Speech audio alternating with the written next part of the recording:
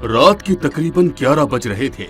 अंधेरे कमरे में भयानक सी मूर्ति के सामने बैठा महेश उसके साथ हुए अपमान को याद कर रहा था।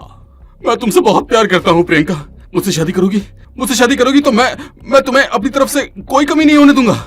तुमको पता नहीं मेरे पास कितना पैसा है। तुमने ऐसा सोचा भी कैसे? सिर्फ पैसों की वजह से मैं तुमसे शादी कर लूंगी? मैं तुम जैसे बदसूरत आदमी से कभी शादी नहीं कर सकती, फिर चाहे तुम दुनिया के सबसे अमीर आदमी ही क्यों ना होते। बदसूरत, बेहुदा, आज तक मैं यही सुनते आया हूँ। हे मार्का देव, मुझे इस बदसूरती से निजात दिलाइए। इसके बदले मैं कुछ भी करने के लिए तैयार हूँ।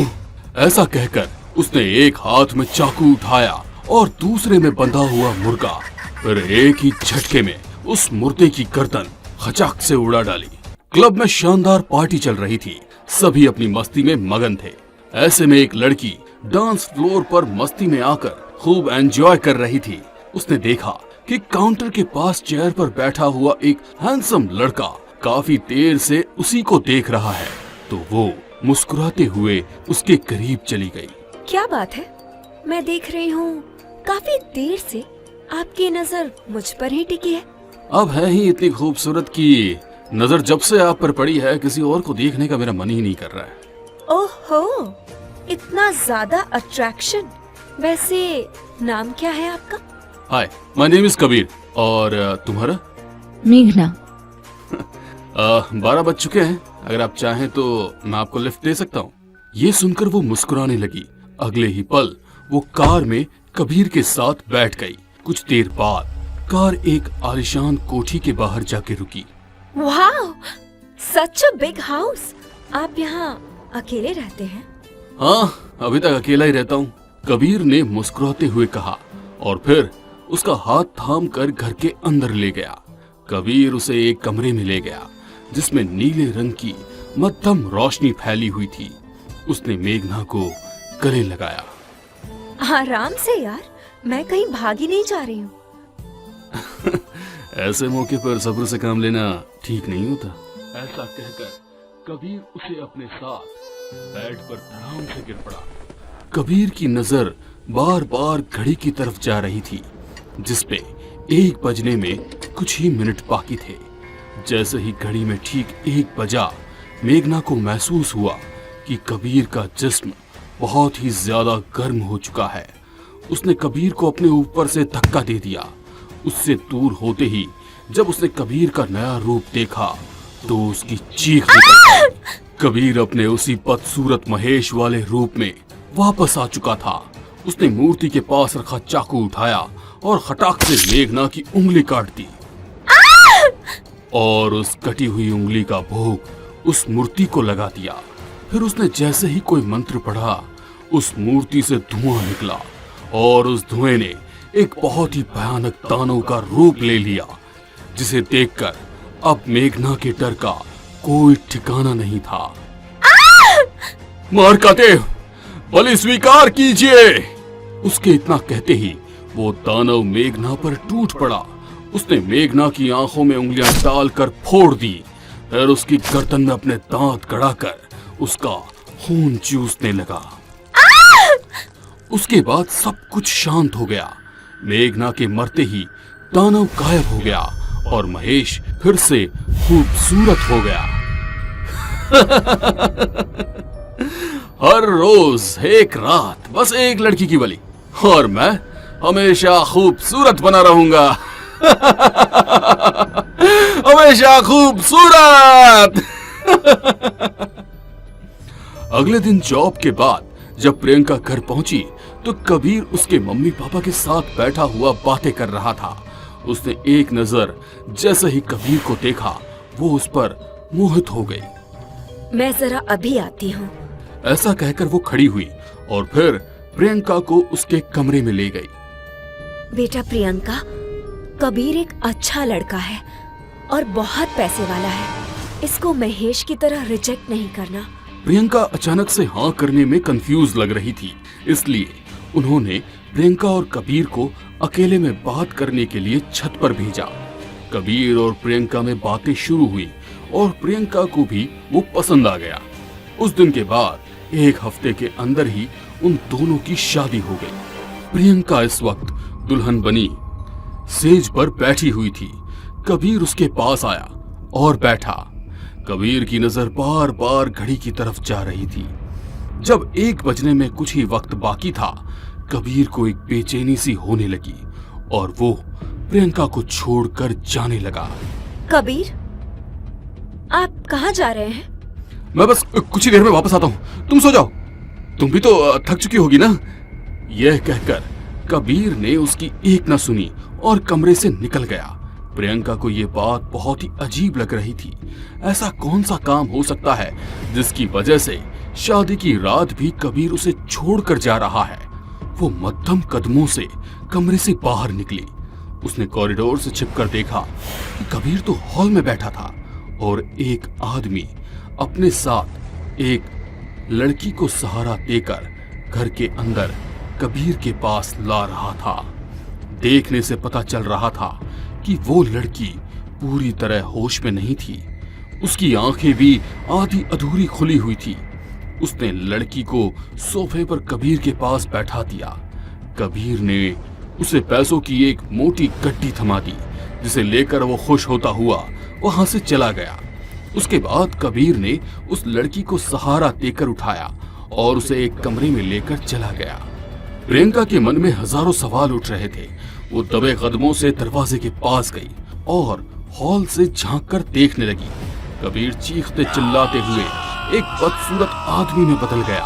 प्रियंका ने उसको पहचान लिया कि कबीर कोई और नहीं बल्कि महेश ही था। महेश ने चाकू उठाया और उस लड़की की उंगली काटकर उसका भोग मूर्ति को लगाया। वो भयानक दानव वहां प्रकट हो गया और उस लड़की पर टूट पड़ा। ये मंजर देखकर प्रियंका का दिल जोर जोर से धड़क रहा था। आंखें खौफ से फट रही थी। उसने अपने मुंह पर हाथ रखकर निकलने वाली चीख को वहीं गले में दबा दिया। वो जल्दी से भागकर अपने कमरे में पहुंच गई और इस तरह लेट गई कि जैसे कब से सो रही हो। कबीर भी कमरे में जाकर उसे देखकर मुस्कुराया और फिर उसके पास जाकर सो गया। अगली रात कबीर और प्रियंका अपने कमरे में बैठे हुए थे। प्रियंका उसके करीब जाने की कोशिश कर रही थी, लेकिन कबीर की नजर बार बार घड़ी की तरफ जा रही थी। प्रियंका, मैं अभी थोड़ी देर में आता हूँ, हाँ? तुम सो जाओ। महेश, आपको कहीं जाने की जरूरत नहीं है। उसके मुंह से महेश सुनकर कबीर चौंक पड़ा और उसे हैरानी से देखने लगा। मुझे पता है कि आप खुद को खूबसूरत रखने के लिए रोजाना शैतान के साथ एक लड़की की मौत का सौदा करते हैं, लेकिन आपने जो कुछ भी किया मुझे पाने के लिए किया। मुझे माफ कर दो महेश। असली खूबसूरती शक्ल में नहीं, दिल में होती है और मैं अब दिल से तुमसे प्यार करने लगी हूँ। तभी घड़ी में 1 बजा तो कबीर बदसूरत हो गया, अपने महेश वाले रूप में आ गया। प्रियंका ने उसे गले लगाया और कहा, आपको कहीं जाने की जरूरत नहीं है, आप मुझे ऐसे ही पसंद है। ये सुनकर वो बेहद खुश हो गया। अब मुझे उस शैतान की पूजा करने की कोई जरूरत नहीं। अब हम दोनों को इससे छुटकारा मिल जाएगा। कहकर उसने ड्रॉर से एक लॉकेट निकाला। प्रियंका, आज की रात मैं किसी लड़की की मौत का सौदा नहीं करने वाला। इसीलिए शैतान आज हम दोनों को परेशान करने की कोशिश जरूर करेगा। तुम ये लॉकेट अपने गले में डाल लो। इसकी शक्ति से वो तुम्हें कोई नुकसान नहीं पहुंचा पाएगा। उसकी बात सुनकर प्रियंका ने बेझिझक वो लॉकेट उससे ले लिया और अपने गले में डाल दिया। महेश उसे रहस्यमय तरीके से मुस्कुराते हुए देखने लगा और अगले ही पल प्रियंका बेहोश हो गई। मार्कादेव, आपने कहा था कि अगर कोई लड़की मेरा बुरा रूप देखने के बाद भी मुझसे प्यार करने लगे और मैं उसकी बलि आपको चढ़ा दूं, तो मैं हमेशा हमेशा के लिए खूबसूरत हो जाऊंगा। तो आज मेरी बीवी की बलि आपको चढ़ाने जा रहा हूँ। इसे स्वीकार कीजिए और इस बदसूरती से मुझे हमेशा के लिए निजात दिला दीजिए। यह कहकर वो चाकू उठाने के लिए हाथ बढ़ाने ही वाला था कि प्रियंका उठ खड़ी हुई और उसने चाकू अपने हाथ से उठा लिया। तुम्हें होश कैसे आया? तुमने मुझे बेहोश करने के लिए ये शैतानी सिद्ध किया हुआ लॉकेट पहनाया था, लेकिन मेरे हाथ में बंधा रुद्राक्ष का ये ब्रेसलेट काली माता के मंदिर का सिद्ध किया हुआ है। तुम्हारे इरादे जानने के लिए मैं अभी तक बेहोश होने का सिर्फ नाटक कर रही थी। ऐसा कहकर उसने महेश के सीने में चाकू मार दिया और वो जमीन पर गिर गया। मैं इतनी आसानी से खत्म नहीं होने वाला। यह कहकर वो चाकू को अपने सीने से निकालने की कोशिश करने लगा। प्रियंका ये देखकर डर गई थी, लेकिन अगले ही पल उसकी नजर उस भयानक मूर्ति पर पड़ी जिसकी आंखें लाल लाल चमक रही थी। प्रियंका ने उस मूर्ति को अपने हाथ में उठाया नहीं और तेजी से चिल्लाते हुए उसे जमीन पर तेल भरा। उस मूर्ति के टूटते ही महेश को एक झटका सा लगा। वो तड़पने लगा और उसके शरीर में जलन होने लगी। कुछ ही मिनटों में वो जल भुनकर खाक हो गया। मैं तो तुमसे प्यार करने लगी थी महेश, लेकिन तुमने खुद साबित कर दिया कि तुम किसी के प्यार के काबिल ही नहीं थे। रात का अंधेरा छटते हुए जैसे ही सूर्य की किरणें धरती को अपने आगोश में ले रही थी, पंछियों का कलरव वातावरण में मधुरता घोल रहा था। ठंडी ठंडी हवा पेड़ों को सहला रही थी। तभी कुछ ग्रामीण दैनिक कार्य से निवृत्त होने के लिए जंगल की ओर आ रहे थे। बातें करते हुए अचानक जैसे ही उनकी निगाह नदी के घाट पर गई, उन लोगों की चीख निकल गई। वहां पर एक शव क्षत विक्षत अवस्था में पड़ा था, जिसकी पूरी अंतड़िया बाहर निकली हुई थी, आंखें नोची हुई थी। पूरे शरीर पर जगह जगह घाव के निशान और शरीर पूरा सफेद था, मानो उसके अंदर खून की एक बूंद भी ना बची हो। जैसे ये बात पूरे गांव में फैली, पूरे गांव में दहशत का माहौल था। आखिर हो भी क्यों ना, साल भर में इस तरह की ये 5वीं मौत थी। सरपंच ने पंचायत बिठाकर गांव के बाहर रोजी रोटी के लिए जाने वाले लोगों को आगाह कर दिया था कि सभी शाम होने के पहले अपने अपने घरों में लौट आए। गांव का मोहन कहने को तो जमींदार का वंशज था। एक समय में पूरे गांव के ऊपर उसके दादा की जागीरदारी चलती थी, मगर उसकी अय्याशियों के चलते पूरी दौलत बर्बाद हो चुकी थी। अब तो वो आजीविका के लिए सरकारी स्कूल में चपरासी का काम करता था। स्कूल बंद कर रोजाना शाम होने के पहले घर लौट आता, मगर आज शाम को देर हो गई थी।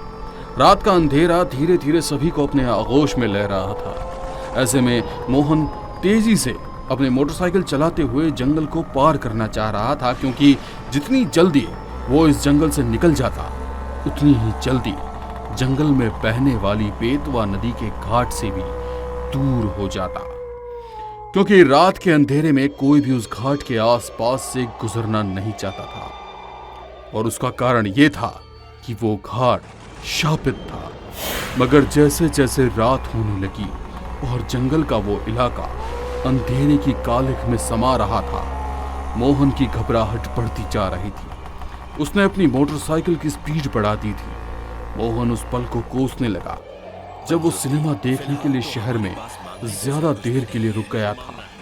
जैसे ही वो नदी के किनारे से गुजरने लगा, तेज हवाओं के साथ आसमान में बिजली कड़कने लगी। कहीं दूर कुत्तों के रोने की आवाज आ रही थी। मोहन का मन किसी अपशगुन की ओर इशारा कर रहा था। घबराहट के कारण मोहन ठीक तरह से मोटरसाइकिल नहीं चला पा रहा था।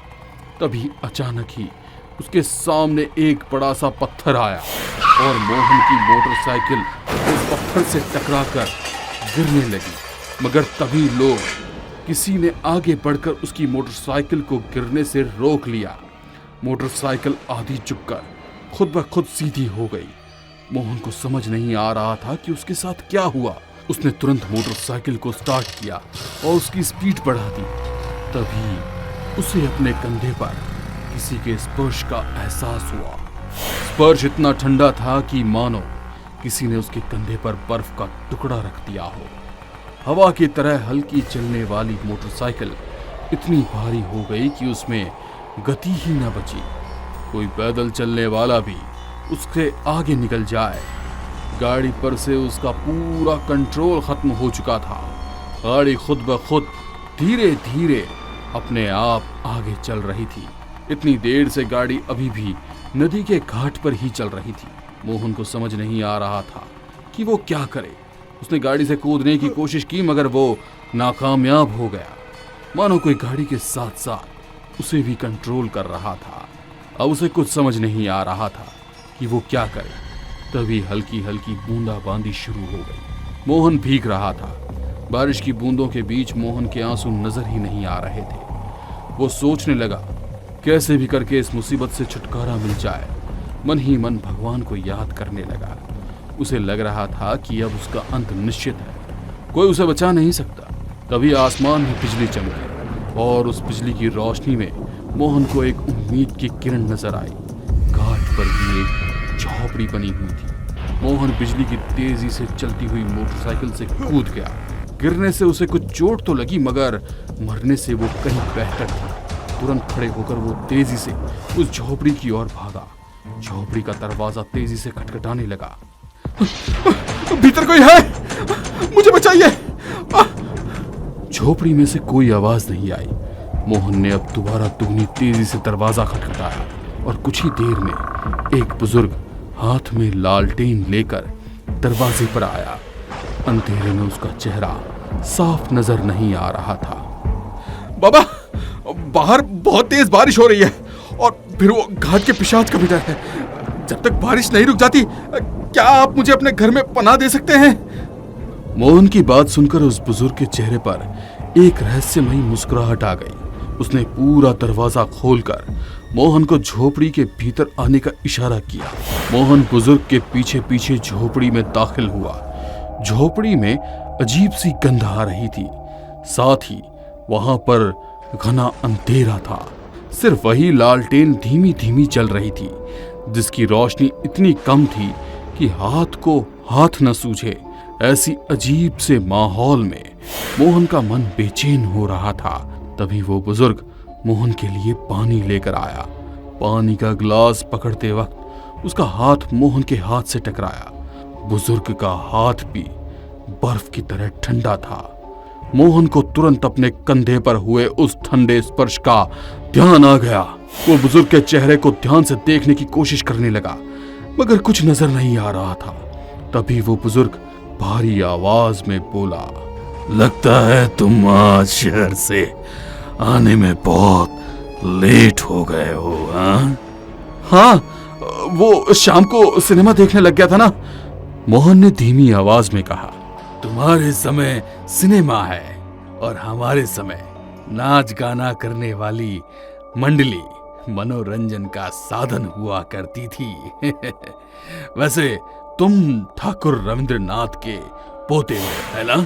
वो तो नाच गाने के बहुत ही शौकीन थे। सुना है उन्होंने उनकी पूरी जायदाद इन नाचने वाली मंडली पर खत्म कर दी। हाँ, आपकी बात सही है, मगर उनकी जायदाद के वो मालिक था तो वो चाहे जैसे खर्च करे। वैसे आपको उनके बारे में कैसे पता चला और आपको कैसे पता कि मैं उनका पोता हूँ? हमारी तो ये पहली बार मुलाकात हुई है ना। पहली मुलाकात और आखिरी भी, कहते हुए बुजुर्ग एक भयानक दैत्य में बदल गया। उसका पूरा शरीर अग्नि की तरह जल रहा था। उसके दैत्य रूप में परिवर्तन होते ही झोपड़ी में रोशनी आ गई। मोहन ने जब चारों तरफ देखा तो वो झोपड़ी में नहीं बल्कि नदी के घाट पर ही बैठा था। मोहन के दिल की धड़कन तेज बढ़ने लगी। उसे अपना अंत सामने नजर आ गया। तभी वो दैत्य उसके सामने घुटनों के बल बैठ गया। उसकी आंखों में क्रोध की जगह पश्चाताप नजर आ रहा था। मोहन को अब उससे डर नहीं लग रहा था। कौन हो तुम और तुमने मुझे अभी तक जिंदा क्यों छोड़ रखा है? क्या चाहते हो मुझसे? मुक्ति, मुक्ति चाहिए मुझे। मगर मैं तुम्हें कैसे मुक्ति दे सकता हूँ? मैं कोई और नहीं बल्कि तुम्हारा दादा रविंद्रनाथ ही हूँ, जो अपनी मुक्ति के लिए भटक रहा है। हमारे परिवार में एक तुम ही हो जिसका मन निर्मल है। अपने दादा की करनी के लिए तुम्हारे मन में कोई द्वेष नहीं है। तुम्हारे हाथों ये पिंडदान लेकर शायद मुझे मुक्ति मिल जाएगी। मगर आपकी ऐसी दशा क्यों है?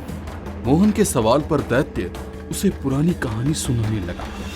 बरसों पहले इस पूरे गांव में मेरी जागीरदारी चलती थी। गांव में होने वाले कोई भी मनोरंजन के कार्यक्रम मेरी उपस्थिति के बिना संभव नहीं थे। उन्हीं कार्यक्रम में आने वाली महिलाएं मेरी जिस्म की भूख मिटाने के लिए हाजिर हो जाया करती थी, जो अपनी मर्जी से आती और मैं बदले में उन्हें बहुत सारे तोहफे देता, मगर जो मेरे करीब आने से मना कर देती उन्हें मौत के घाट उतार कर इसी नदी में बहा देता। समय के साथ साथ इस नदी का घाट बहुत सारी लड़कियों की मौत का साक्षी बना। उनकी आत्माएं यहाँ आज भी भटक रही है। इसी कारण ये घाट श्रापित हो चुका है। उन्हीं में से एक भटकती हुई आत्मा का श्राप था कि जो हमारी जायदाद नष्ट हो गई और मेरी आत्मा यूं दैत्य के रूप में भटकती रही और अपनी भूख प्यास मिटाने के लिए लोगों के शरीर को नोच नोच कर खाना अब मेरी मजबूरी है। सिर्फ तुम्हारा ही भरोसा है। तुम ही मुझे और यहाँ भटकने वाली आत्माओं को मुक्ति दिला सकते हो। आने वाली अमावस्या के दिन यहाँ घाट पर विशेष पूजा का आयोजन कर तुम हमारा पिंडदान करो। हम सबकी आत्मा मुक्त हो जाएगी और ये घाट भी श्रापित नहीं रहेगा। कहते हुए वो दैत्य वहां से गायब हो गया और साथ ही रात का अंधकार भी। मोहन तुरंत अपनी मोटरसाइकिल से गांव पहुंचा और गांव वालों को सारी सच्चाई बता दी। अगली अमावस्या पर ग्वालों ने मिलकर घाट पर विशेष पूजा का आयोजन किया। रविंद्रनाथ के साथ साथ भटकती हुई आत्मा को मुक्ति मिल गई। अब वो घाट श्रापित नहीं रहा।